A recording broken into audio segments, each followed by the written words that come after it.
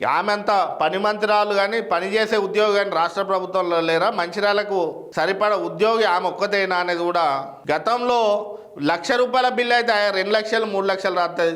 ఆ మహిళపై ఎన్ని ఆరోపణలు వచ్చినా మహిళా ఉద్యోగిని మంచిర్యాలలోనే కొనసాగిస్తారు. మంచిర్యాల మున్సిపాలిటీలో ఏవోగా పనిచేస్తున్న ఆ మహిళా ఉద్యోగినిపై అసలు చర్యలు ఉండవు. ఆమెకు అసలు బదిలీ ఉండదు. ఆమె మంచిర్యాల మున్సిపాలిటీకి పర్మనెంట్ ఉద్యోగి. ఎందుకు ఆమెను పర్మనెంట్ ఉంచకుండా ఆమెకు ఎక్కడికి ట్రాన్స్ఫర్ వచ్చినా డిప్యుటేషన్పై మంచిర్యాలలోనే చేస్తుంది.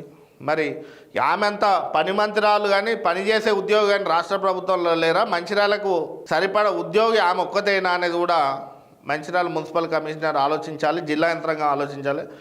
ఆ మహిళా ఉద్యోగిపై ఎందుకు చర్యలు తీసుకోవడం లేదు? ఆమె గతంలో అక్రమాలు చేసింది. గతంలో ₹1,00,000 బిల్లు అయితే 2 లక్షలు 3 లక్షలు రాస్తుంది. పూలకు స్వీట్లకు లక్షలాది బిల్లులు రాసి ఆమె పేద ఆరోపణలు ఉన్న వివిధ పత్రికలలో వార్తలు కూడా వచ్చినాయి.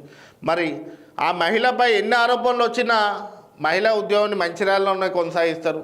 మరి ఎందుకు ఆమె మంచిర్యాలకే పర్మనెంట్ ఉద్యోగ, ఆమె రిటైర్ అయ్యే వరకు మంచిర్యాలలో ఉంటారని కూడా మున్సిపల్ కమిషనర్ ఆలోచించి ఆమె అక్రమాలపై ఆమె అక్రమ ఆస్తులపై కూడా విచారణ జరపాలి. అడ్డగోలుగా ప్రభుత్వ సొమ్మును మున్సిపల్ సొమ్మును కాంట్రాక్టర్ల దగ్గర కూడా దోచుకున్నట్లు కమిషన్లకు అలవాటు పడ్డాయని కూడా ఆరోపణలు ఉన్నాయి.